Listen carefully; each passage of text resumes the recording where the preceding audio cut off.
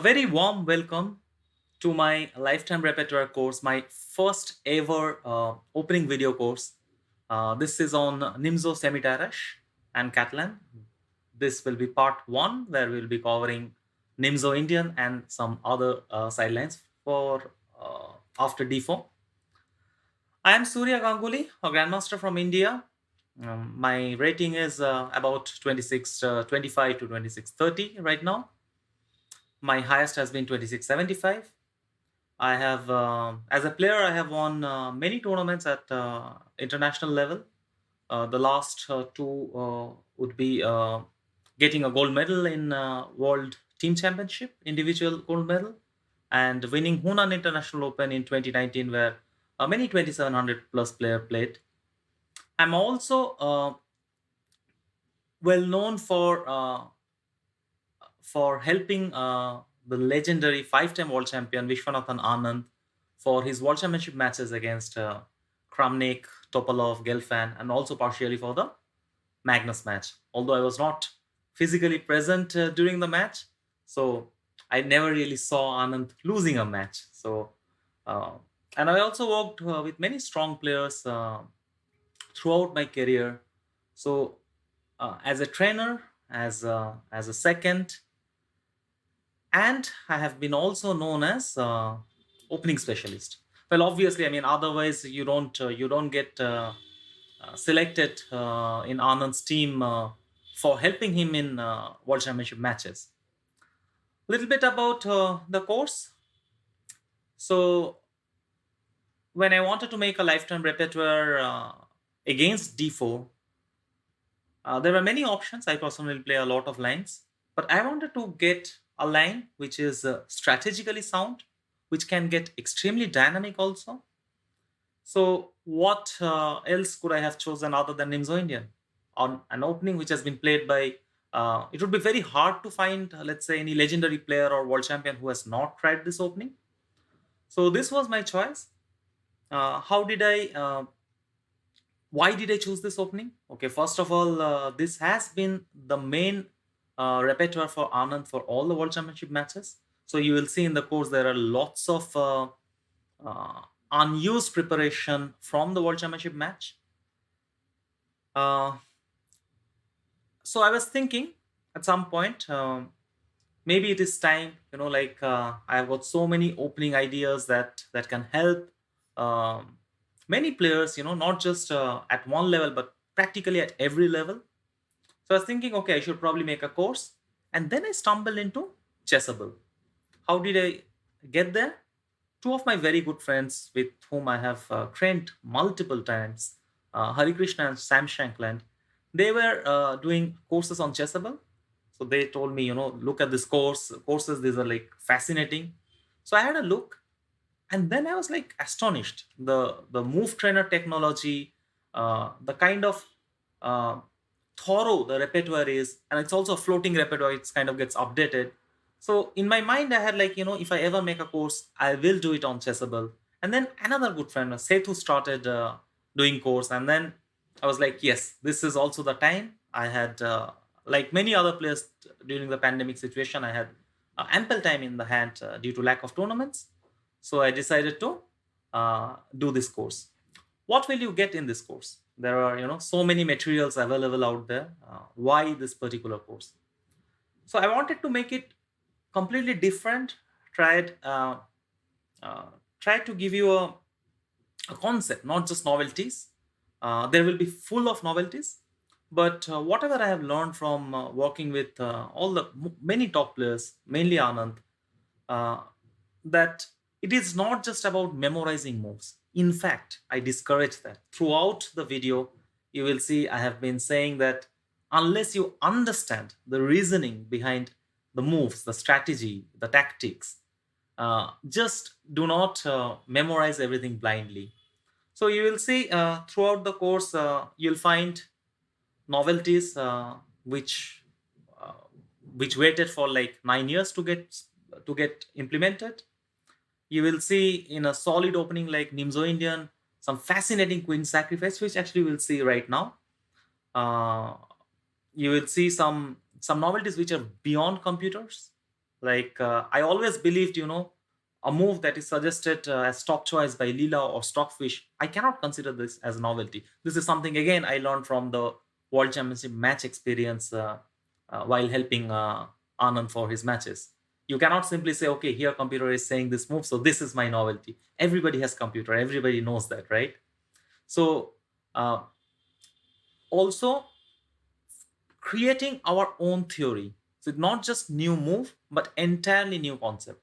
Now it gets very difficult to do it in a traditional line. For example, in the Nimzo Rubinstein or the classical system, or let's say the popular one recently, let's say the A3 Nimzo Shamis Nimzo. But I try to give as much abstract ideas which are very easy to understand, by the way, challenging the traditional theory, which will make you fall in love with Nimzo Indian. Because there is a I get this feeling that for many players, not for everyone, but for many players, Nimzo Indian can get a bit boring. It's only strategic. Believe me, it is not the case. I mean, very rarely you will find such a dynamic opening as well as strategic. So it's a very perfect balance. About the sidelines, so in the first course you will see all the sidelines are covered, like the London, the Veresov, the Trompowsky, the Jobava system. And what I really like about these things are our move orders are exactly the same. It's principle, it is direct. So you don't have to have this kind of mindset that in London I'll play this, but in Jobava system I'm playing different. In Veresov I'm playing different. In Trompowsky it's different. No, you will have one single setup, the most principal one, and I'm confident, irrespective of what is your rating, or if you do not have a rating, or if you have 2700 plus rating, no matter what, you will learn something new. You will learn. Uh, you will get some novelties. You will get some new ideas. You will get a fresh perspective in many positions. So, with no further delay, let's peek inside. Let's see the course. You will get a better understanding of the entire course. So, we go to browse.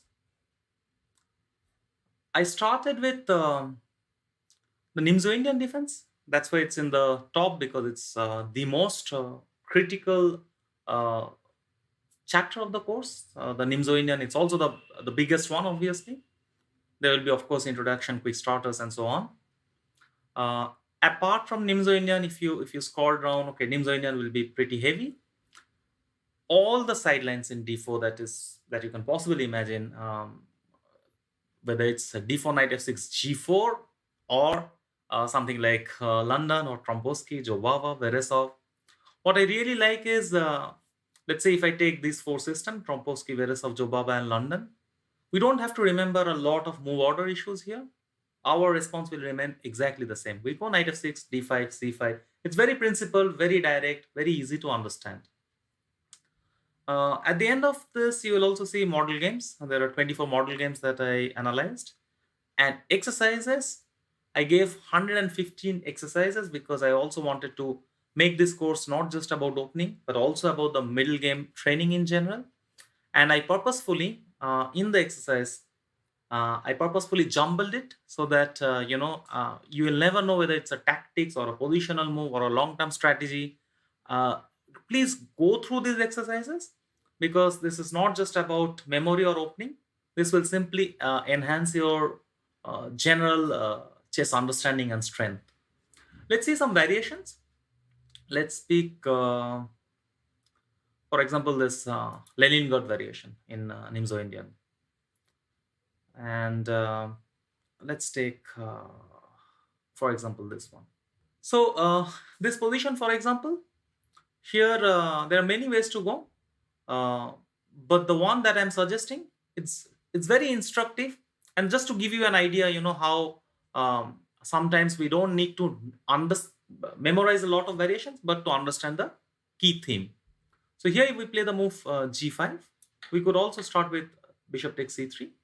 But yeah, after this, we break his structure and we play the move e5, closing the center.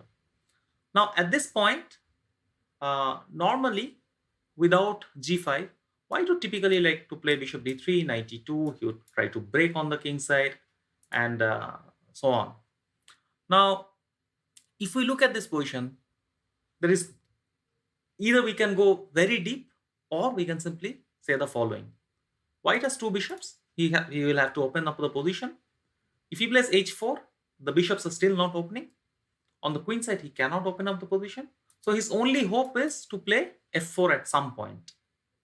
At some point, yeah, like maybe he'll slowly prepare it, and then eventually play f4. Now, where do we want our king when opponent plays f4? Obviously on queen side, right? Once we get our king to queen side, he can never really break on the queen side, and we can actually also start attacking on the king side. So the move that I'm suggesting, it's a concept. I'm saying simply just play king d7 and put the king to c7. And now look at your king. It can never ever get attacked. Again, every time a4, you play a5. Maybe you are thinking, what if the knight comes to b5? Well, good luck. Try getting the knight to b5. And even if you manage that, I can always play b6, king b7 if needed. And on the other side, you kind of start attacking. For example, here you just play knight h5, and your knight is coming to f5, the other knight on d7. For a4, you play a5. So pretty direct, pretty simple explanation, and you don't need to know a lot of lines. And I also want to emphasize that not just in this position, in many structures, in such structure, I'll simply say, just play king d7, king c7. That's all you need to know. Let's see one very interesting variation. This will be in classical Nimzo. So okay, we go browse here, and let's pick queen c2 a3. So this is a very well-known position, and I'm going to show you a spectacular queen sacrifice. I've never seen something like this in such a line. So normally they play bishop a6. There are about 800 games. To avoid rook c1 and avoid getting into this pressure on c7, I'm suggesting a far lesser played move, bishop b7. And after rook c1, I attack the bishop and play c5. Already here, instead of 800 games, we are just talking about one single game.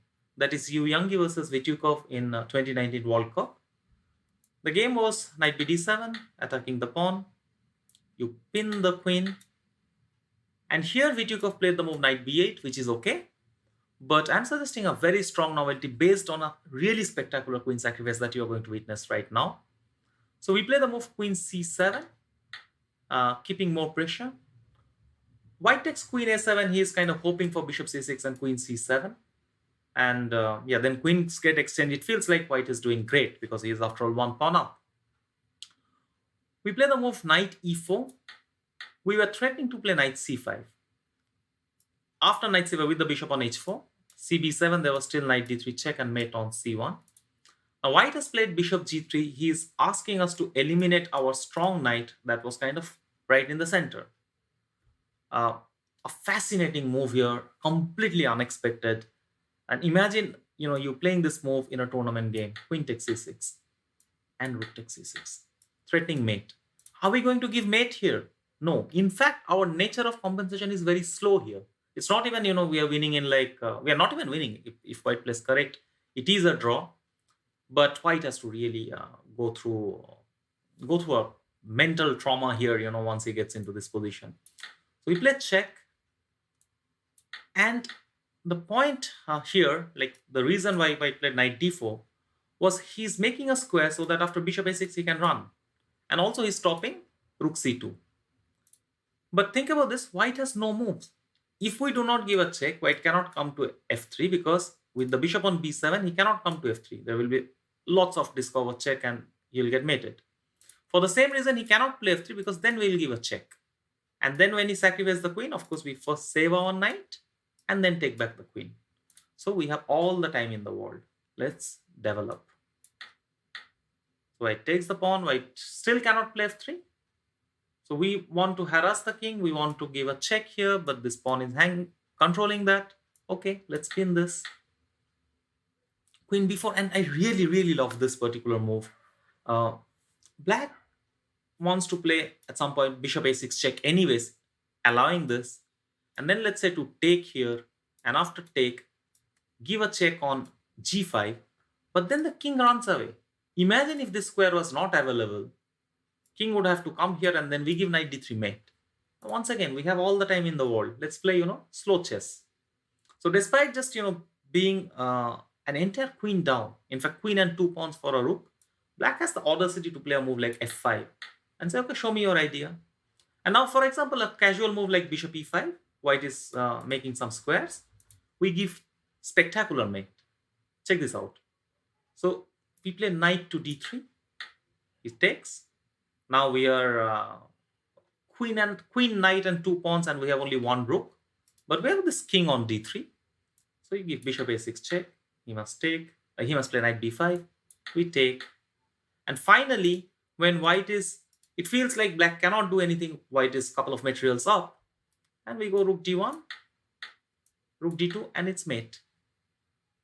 King f3 is rook f2, and of course king e1 is rook c1. It's over. So who could imagine in such a simple setup, where a very classical setup where there are so many games, there will be such a spectacular queen sacrifice, particularly starting from this position. Usually, we get to some sort of end game where white tries to play for slight advantage. I hope you enjoyed this fascinating variation. We saw some very dynamic queen sacrifice, and we also saw some really strategic moves like king d7, king c7 with a concept. In the course, you will see uh, it is full of fresh ideas. And what I tried to do in this particular course is that not just opening, I made sure that your understanding of the middle game will get to a different level. Normally, there are I was supposed to give some training positions. I decided to give as many as 117 training positions. I wanted to make sure that this is not just an opening course, although mainly it deals with opening, but to make sure that you have all these training positions. I jumbled it so that you will not know whether it's a tactics or a positional move or some deep strategy. So I strongly recommend go through this training positions, which are like more than 100.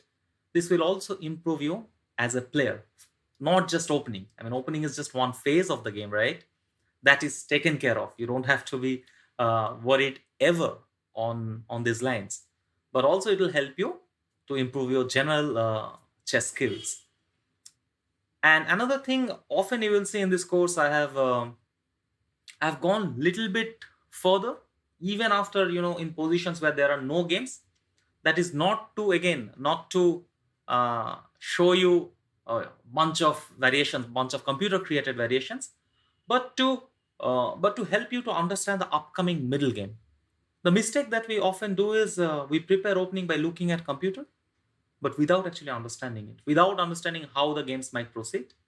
So that has been my task also. When I prepared this course, this is what I wanted to do, not just opening. Make sure that even if you let's say you forget something, by the way, which is very difficult thanks to this trainable technology, but even if you forget something, you will still have a very good understanding of the upcoming middle game. You will be able to create your own theory. So I hope I will see all of you in the review, and yeah, we'll have very good discussion, and I'm really, really looking forward to hear from you. This is my first ever course.